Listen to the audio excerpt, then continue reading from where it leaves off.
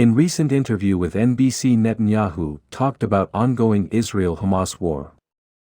Israeli Prime Minister Benjamin Netanyahu highlighted the ongoing efforts to dismantle Hamas, emphasizing the critical objective of eradicating the group's military and governance capabilities. Netanyahu asserted that the primary goal was to diminish Hamas's control over the 2 million individuals residing in Gaza, labeling them as hostages under the group's rule. He stressed the necessity of destroying Hamas to secure peace, stability, and a future not just for Israel but for the entire region. Netanyahu conveyed a determination to achieve this objective, citing the Israeli military's considerable success in targeting Hamas while minimizing civilian casualties. He described the strategic approach of urging civilians to evacuate conflict zones and providing safe corridors for their departure, noting a decline in civilian casualties as a result. The Prime Minister addressed the humanitarian aspect, mentioning Israel's attempts to aid hospitals and civilians in Gaza. He highlighted the challenge posed by Hamas, which he accused of using hospitals and civilian areas as shields for their military activities, undermining efforts to provide essential support to innocent civilians.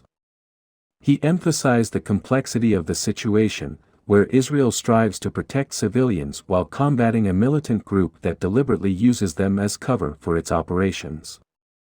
Netanyahu stressed the global significance of the conflict, framing it as a battle between civilization and barbarism.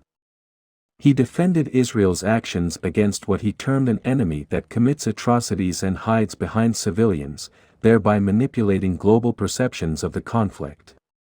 Regarding the potential post-conflict scenario in Gaza, Netanyahu outlined a vision that included the demilitarization and de-radicalization of the region, aiming for a different governance structure. He expressed skepticism about the ability of current Palestinian authorities, including the Palestinian Authority, to achieve these necessary transformations due to their alleged support or lack of condemnation for terrorist actions. In response to questions about responsibility for the October 7 attacks and potential distractions due to internal protests, Netanyahu focused on the immediate need to unite the country and prioritized the current battle against Hamas rather than engaging in post-event analyses. Overall, Netanyahu's stance centered on the urgency of defeating Hamas for the sake of regional stability and emphasized the challenging balance between military action against a militant group and safeguarding civilian lives.